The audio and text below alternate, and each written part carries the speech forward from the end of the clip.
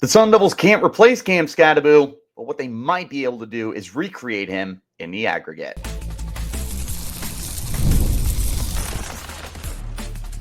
You are Locked On Sun Devils, your daily podcast on the Arizona State Sun Devils. Part of the Locked On Podcast Network, your team every day.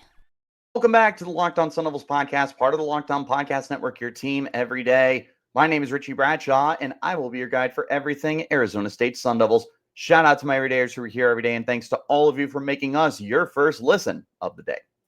Today's episode is brought to you by FanDuel. Super Bowl 59 is here, and there's no better way to make every play more exciting than with FanDuel Sportsbook. New customers can bet just $5, and if you win, you'll get $200 in bonus bets. Download the app or head to FanDuel.com to get started.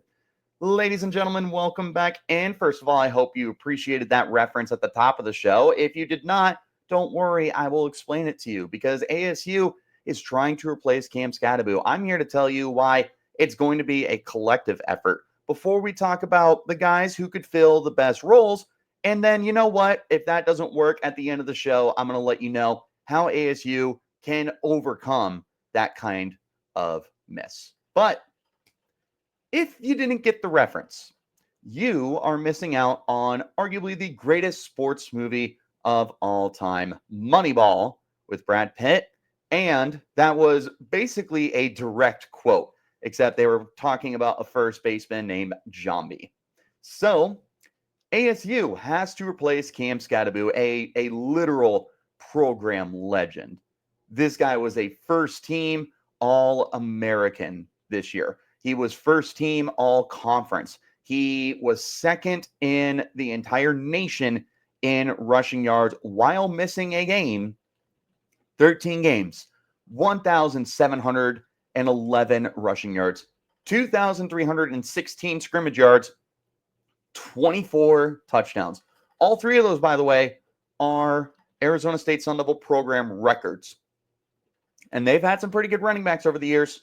But Cam Skattebo, a.k.a., as you know, we call him on the show, the people's running back. Why do we call him that? Because he can run it, he can catch it, he can pass it, he can punt it, and he's your mom's favorite player. He is a special, special talent.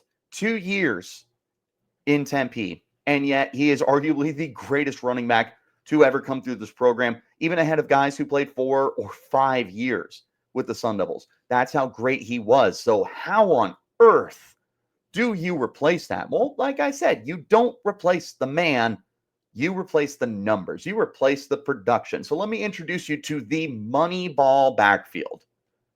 ASU has several talented running backs, both that are on the roster currently and guys who are coming in as brand new players, one through the transfer portal, one through the incoming recruiting class. Let's take a look at the returners. 4 main returners for this team. Number 1, Kyson Brown. Kyson Brown was the second leading rusher at the running back position for Arizona State this past year with 351 yards. He also found the end zone 3 times 3 total times. 2 times on the ground, 1 time through the air. We'll talk about the receiving game here in a little bit. He also started in place of Cam Skattebo against Central Florida, UCF, because Skattebo had his ribs bruised in a hit against Oklahoma State where he probably shouldn't have still been playing, but neither here nor there. Kyson Brown steps in, 18 carries, 73 yards, 3 catches, 21 yards. That's not bad. That is 4.1 yards per carry. That is 7 yards per reception. Stretch that out over a year. You're more than happy with that kind of production. You would like the average to go up a little bit and obviously want him to score touchdowns, but Kyson is capable of scoring touchdowns. He's capable of catching the ball, and he's a downhill runner. He's someone that is going to be able to be one of the main guys in this backfield, and I anticipate him to be no worse than running back 2. Next up, Raleek Brown. He is a former 5-star recruit, transfer from USC. He is so good at catching the football. And spoiler alert, Raleek Brown is going to be probably the main facet here for ASU replacing Cam Skattebo's receiving production. By the way, second on the team with 605 receiving yards, 13.4 yards per reception, 3 scores through the air. Yeah, that's going to be very difficult to replace from the running backs. I don't really know if they can, but if they can, Raleek Brown is going to be that guy. The Trojans literally moved him to receiver for a point in time when he was at USC because that's how good he is as a pass catcher. The dude has this insane ability that once the ball is in his hands, he can make moves and shift around, and it's a special talent that he has. Next up, Jason Brown. We didn't see him much last year. We saw him for one game against Wyoming. He was a 4-star freshman. He is now a redshirt freshman. In his appearance, he had 4 carries, 33 yards, including a 16-yard long against Wyoming. He should have a bigger role this year. We're going to find out.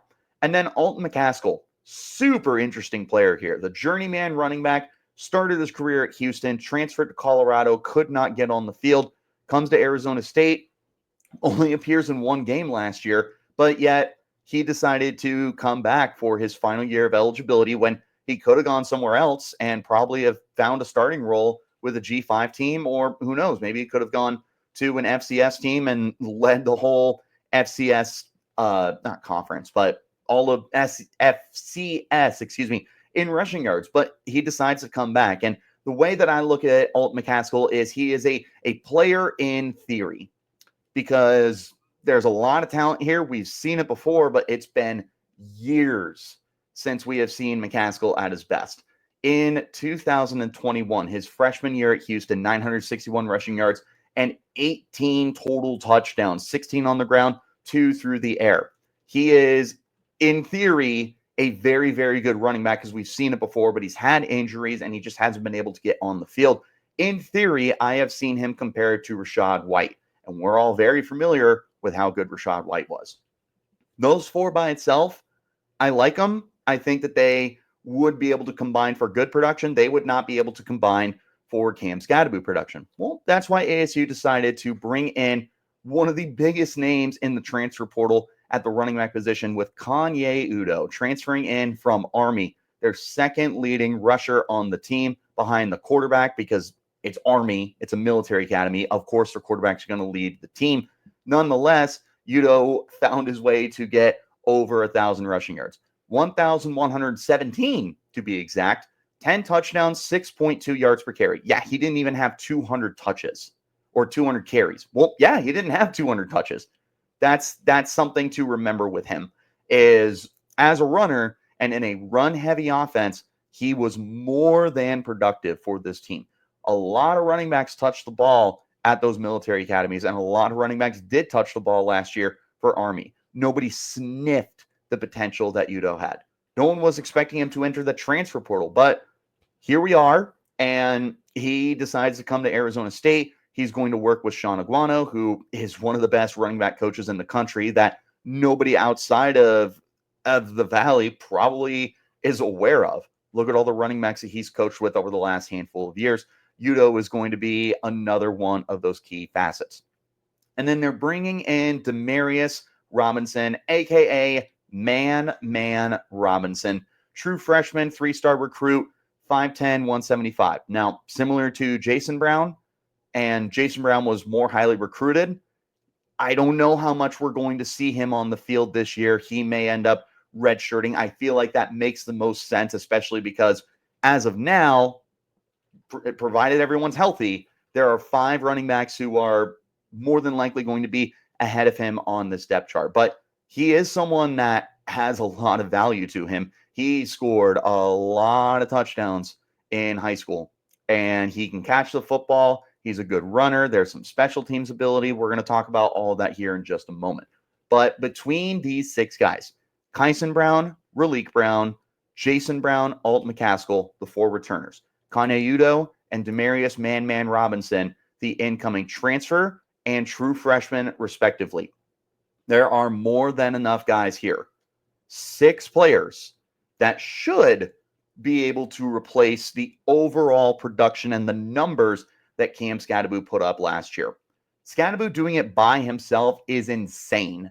But at the end of the day, you just need to find a way to replace those numbers. And I've got specific roles for these guys and top choices for who can replace those kind of productions. Who's going to replace the yards? Who's going to replace the touchdowns? That's coming up next. This is the Locked On Sun Devils podcast, part of the Locked On Podcast Network, your team every day. Let's talk about our friends over at FanDuel. Super Bowl 59 is here. One game, two teams, endless possibilities. And there's no better way to make every play more exciting than with FanDuel Sportsbook. Whether it's predicting the first touchdown, predicting the MVP, or even betting on the coin toss if you're a sicko like myself, FanDuel makes it easy to get in on the action. With live betting all game long, you can adjust your bets as the game unfolds and feel the thrill from kickoff to the final whistle. The live betting feature lets you stay involved no matter what happens on the field, and the app is super easy to navigate. Plus, knowing that you can place a $5 bet as a new customer and potentially win $200 in bonus bets for the Super Bowl, yeah, that's icing on the cake. Download the app or head to FanDuel.com to get started. Just bet $5, and if you win, you'll score $200 in bonus bets as a new customer. That's FanDuel.com. Bet with FanDuel, official partner of Super Bowl 59. Thanks as always to you guys for making us your first listen of the day. A special shout out to my everydayers who are here every day. Let's go ahead and get back into our conversation as we discuss, well, how the heck are you going to replace the production that Cam Skattebo had? I introduced you to the Moneyball Backfield, as I like to call them, but there's really talented football players here. There are guys who are more than good enough to replace single production by themselves. Let's go ahead and start with the rushing yards. 1,711 yards from Cam Skattebo. Spoiler alert, ASU is more than likely not going to have a 1,700-yard rusher. They've literally had one in the history of the program. The previous record was in the 1,600s by Eno Benjamin back in 2018. Like, this is not something ASU is used to. They've had several 1,000-yard running backs the last handful of years. They had Xavier Valade. They had Rashad White. You've had Eno Benjamin. Like, they have 1,000-yard runners. And at the end of the day, that's all that they need. So who can be your 1,000-yard runner? Well, it starts with Kanye Udoh, who literally has a 1,000-yard season on his resume. That is not something that any of these other guys have on their resume. Yeah, Alt McCaskill, 961 yards, despite the fact that he had 18 touchdowns during his time at Houston. Udoh is absolutely the best choice to replace those rushing yards. Not only did he have 1,000 yards, he did it on 179 carries. Yeah, if you give him 200 to 250, I mean, there's a lot of reason to imagine how Udoh is going to be able to step in here. If you gave him Cam Skattebo's 293 carries, and I do not foresee anybody on this team getting 293 carries, he had a higher yards per carry than what Cam Skattebo did. Let's go ahead and do some fun little math, shall we? If we did 293 and multiplied it by 6.2, that would be 1,817 rushing yards, roughly. So over 100 more rushing yards in 13 games. And ASU has a chance to play 14 games like they did this year. Yeah, Skattebo did that in 13 games. Absolutely insane. So Udoh could replace that by himself. And again, I think that he makes the most sense as the only guy with the 1,000-yard season on his resume, but also the yards per carry, the clip that he was averaging for Army. He's also familiar with a run-heavy offense, which is what ASU was last year. 591 carries on this team compared to 382 passing attempts. Yeah, ASU wants to run the football. Now, I have been on record many times, and I'm going to continue being on record, that Kyson Brown is more than good enough of being the top running back on this team. I was impressed with his game against UCF. I understand he didn't score, and 4.1 yards per carry may not be super sexy, if you will, for some people.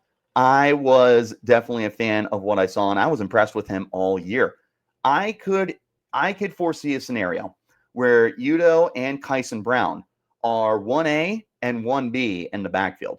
And I could see a situation where each of them get 150 carries. I love that these two would be able to complement each other. And Udoh's ability to run downhill, but also make guys miss in open space, and Kyson Brown's being a much more of a downhill runner and someone who's going to punish you, but he can catch the ball too. We'll talk about that in a second. I really like that these two could split carries in 2025 and find ways to be incredibly successful. Like, if you got 700 yards just between the two of them, it's 1,400 yards. You only need to find 300 more yards here between 4 other running backs. That is more than possible. And even if Udoh is able to hit 1,000, I could still see a situation where Kyson Brown hits 700. It's all dependent on how much ASU wants to run the football again. Like almost 600 carries. And even if you take away the 19 sacks that Sam Leavitt took last year, we'll talk about that later as well, you still ran the ball at a very, very heavy amount compared to passing the football. There's a phenomenal chance here that these guys could easily replace that kind of rushing production. How do you replace the receiving production? That is a much taller task. 605 receiving yards from Cam Skattebo last year.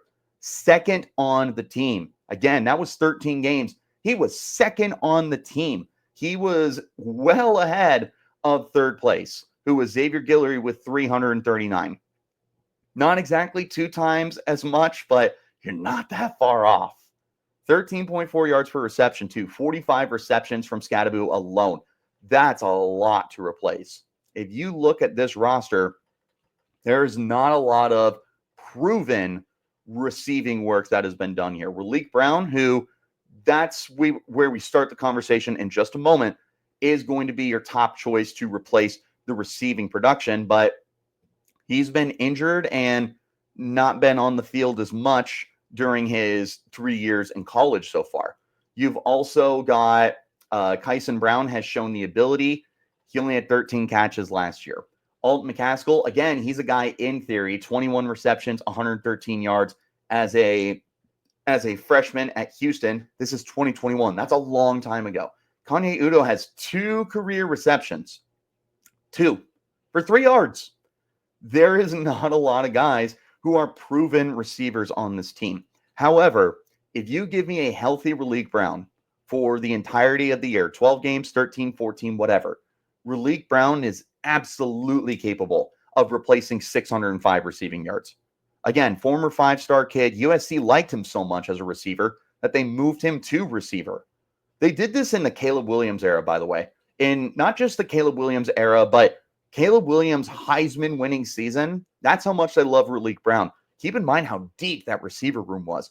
Brendan Rice and that's not a good start. Brendan Rice, Deuce Robinson. Who else was on that team? God, they had so many guys. Jacoby Lane was one of those producers. God, who was the guy who started at Arizona, went to USC, and then went to Utah this past year? Like, they had so many faces in the passing game, and yet they looked at Raleek Brown and went, yeah, no, we want you out there. Unfortunately, he didn't get out there as much as they wanted him to, but that's how much they value him. There's a lot of potential for him here to become the number 1 receiver out of the backfield for ASU. But I also want to mention Kyson Brown, who, again, 13 catches, 189 yards, and a score. That score was a 68-yard reception off of a screen against Wyoming. He is more than capable of receiving the football. Like I said, Udoh, complete unknown. I have no idea because he literally has 2 receptions in his career. One of them for 0 yards, one of them for 3 yards. That's interesting. I don't know what to do with that. I would keep an eye out on McCaskill. Again, he's the in-theory player, but we've seen his ability, and he's got the comparisons to Rachaad White, who was one of the best receiving running backs that the Sun Devils have ever had. Jason Brown, also someone that I'm really interested in. And then Demarius Robinson, if he sees the field this year. Because, again, I feel like it's far more realistic he gets redshirted than anything else. If he's going to find the field, then it's going to be as a pass catcher. All right, 24 scrimmage touchdowns. How do you do that? Obviously, it's a combined effort, but there are some people with a proven history to score touchdowns. Kanye Udoh, 10 touchdowns last year in a Army offense that scored 50 plus rushing touchdowns. 32 or 36 were from their quarterback, and he still found the end zone 10 times. Here's something interesting. 11 running backs. 11, 1-1 running backs touched the football last year for Army. You know how many touchdowns they combined for? 4. McCaskill had double that.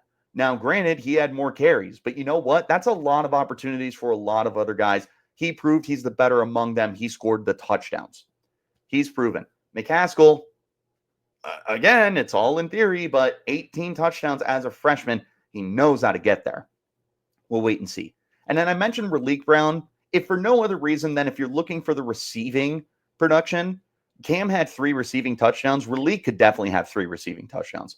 Raleek could be like the one and only guy to replace the receiving production for Cam Skattebo. And not even because like it's like, oh, everyone else is bad. It's like, no, that's how good Raleek Brown is. Those are your 3 guys for me that make the most sense to replace that touchdown production. So in a combined effort, you would like to see from the rushing yards, I would love to see 1,000 from Udoh, at least 500 from Kyson. And if the rest of the room could add 100 each, that's ideal. But again, at that point, you're only looking for 200 total yards with 200 total rushing yards with 4 more running backs. That's easily replicable. In the receiving yards, again, Raleek Brown could get 600 by himself. He is that talented of a receiver, but you know that Kyson can catch the football, and there's the potential of McCaskill. We'll have to wait and see. To me, the receiving yards is going to be by far the most difficult to replace because you really have one proven guy, and 605 yards is a lot. But if there's one guy who can do it, it's Raleek Brown, a guy who literally moved to receiver. I cannot emphasize that enough. That is insane. I hope you guys realize how crazy that is. As far as the touchdowns go, if you get 3 touchdowns from each of these guys, it gets you 18. That's not horrible. It's not 24. I would love to see 10 touchdowns from Udoh. Again, I would love to see Kyson anywhere between 5 to 7. And then in an ideal world, I got to keep talking about McCaskill, man, because he is such a sleeper X factor for this team. He could lead ASU in scoring, and it wouldn't surprise me. But it's all in theory, a game theory, if you will. All right. If that doesn't work, it's not impossible that the remainder of this offense can find a way to step up and replace the running production. That's coming up next. This is the Locked On Sun Devils podcast, part of the Locked On Podcast Network, your team every day. One more time, thanks to all of you guys for tuning in to make Locked On Sun Devils your first listen of the day. I have a special shout out to my everydayers who are here every day. If the running back production is not replaced, don't worry. There is still ways to replace the production. First of all, before we even get to that point, you have 2 dual threat quarterbacks. Sam Leavitt is a legitimate dual threat quarterback. He was second on the team in rushing yards last year, ahead of Kyson Brown, your number 2 running back. 443 rushing yards on 110 carries. He scored 5 times. He was also sacked 19 times and lost 131 yards. So if you take away the sack yardage, which is very well documented on this show, that I think that is bull crap with a different word than crap, you give him those yards lost. That is 574 yards. That is 91 carries instead of 110 because you would subtract the 19 sacks, 6.3 yards per pop, and again, 5 touchdowns. Yeah, that's a dual threat. You also have Jeff Sims. And the thing with Jeff Sims that it really does intrigue me is that he is a dual threat, like even more so than Sam Leavitt is. Like I would consider him a much more valuable asset for this running game than I would consider Sam Leavitt. And I would love to see certain packages get developed for him to handle this running game. One of the ways is that scat package, the Sparky formation, whatever you want to call it, because we don't call it the cat formation for obvious reasons. And last year was the Skattebo package, the scat package, because he was the guy who did it. And you're going to have to replace that. I don't know how you replace it. Now, I think that it makes a lot of sense for Jeff Sims to inherit that role as a very obvious running down. And if everything breaks down, at least you know he can throw the football. Maybe you can roll a tight end out just as like an option and make it more of an RPO, I guess. But when it comes to just like, hey, am I going to hand off the ball or am I going to take it by myself? I think Jeff Sims makes the most sense. You could run with Kyson Brown, someone who is familiar with the concept and someone who has practice in that. I think he makes the most sense if you don't go Jeff Sims. Now, with that out of the way for how to help the rushing production, if you can't replace the run by itself, well, it's pretty much going to be on Sam Leavitt. For Sam Leavitt, first of all, he's a Heisman candidate going into this year.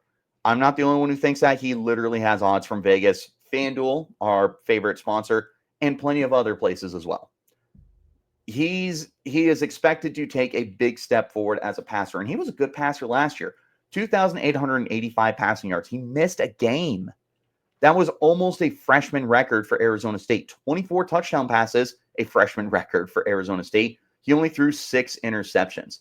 And so many of those were in the first half of the year. When he came back from injury, from missing the Cincinnati game, he was borderline unstoppable as a passer. So there is a chance that Sam Leavitt can turn this offense from a super run-heavy team to closer to a 50-50 split. He's more than capable of doing that as a passer. And he's got the guys to spread the ball around, none more so than Jordan Tyson. Over 1,100 yards last year. He missed the last 2 games of the year due to injury. Those two are going to be connected. The Leavitt to Tyson connection was absolutely special last year. Right around 10 targets per game for these guys. And he's going to be back. He's going to be healthy. They're going to have another great year. Who knows? Maybe Tyson is going to contend for program records for receiving yards. He would have been top 5, if not top 3 in single season receiving yards if he didn't miss 2 games. So we'll see. And then I do think that Leavitt is going to want to prove himself as someone who can spread the ball around. And it's going to be really interesting because there are a lot of new faces in the receiving room. This is another area that I would like to see improve for ASU this year. I would love to see the passing attack really open up for ASU. And it starts with Leavitt attacking all 3 levels of the field, underneath, the intermediate stuff, and then pushing the deep ball. I want to talk about the deep ball. It was not there the first half of the year. Second half of the year, it was more apparent that Leavitt was getting comfortable.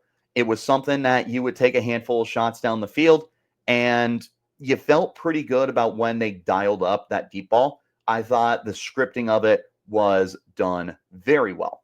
And you've got the deep ball guys this year. Jordan Tyson, a proven deep ball guy. That is a fast receiver. He did it at Colorado. He showed off the ability to do it last year. There's a handful of guys on this team that I'm going to be interested in paying attention to. Jaron Hamilton, the transfer from Alabama, really has my attention as a deep threat. Malik McClain, he's not the fastest guy on the field, but they did use him to stretch the field. And with that 6'4" frame, he's that 50-50 go up and get it guy. So if I get him 30 yards down the field and just put the ball up, there's a chance he comes down with it because he just physically is bigger and outmatches defensive backs, which gives him a chance to haul that stuff in. Really interesting, junior college transfer Link Rose. He literally transferred to ASU over the last couple of days. That dude's fast. 10.59 second 100-meter run. That's pretty stupid fast. He might be the deep threat for this team. And then Corey Butler, incoming freshman for the team. I'm also intrigued by him. If I remember correctly, I saw somewhere that his GPA is higher than his 4.3 40 time, which has got to be the stupidest thing ever. I'm pretty sure it was Corey Butler. If I got that wrong, let me know. But either way, I do know that Corey Butler can stretch the field. Those are some options for you. And then as far as the touchdowns go, I think that the way you replicate it is red zone and with your tight ends. Shimon Mateer had 5 tight ends, 5 touchdowns last year, could have had 6.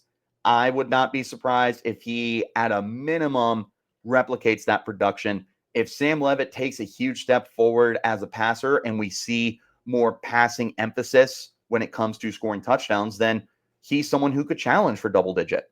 Jaden Fortier is back.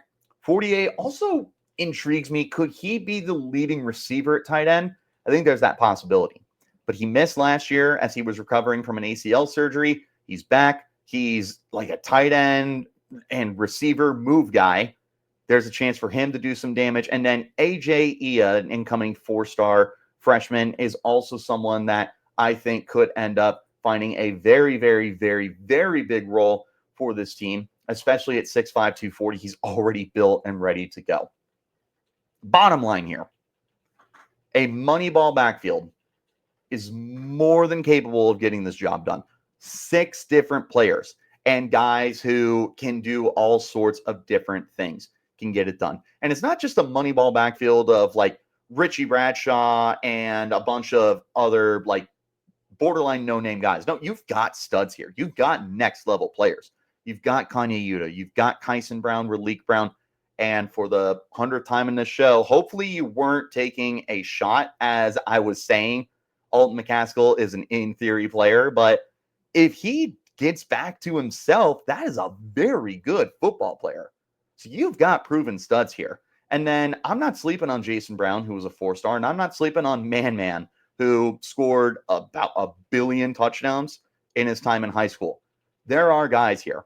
But in a worst case scenario, it's just a collective effort. You replace Cam Skattebo in the aggregate, as Billy Bean would call it.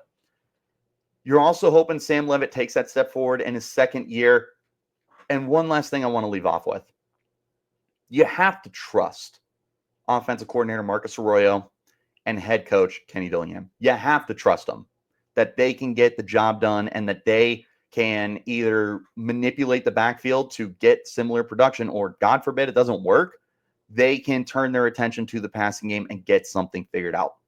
Regardless and no matter what, I have 100% belief that this offense will be fine. You are replacing an all-time great in Cam Skattebo, and good luck doing that.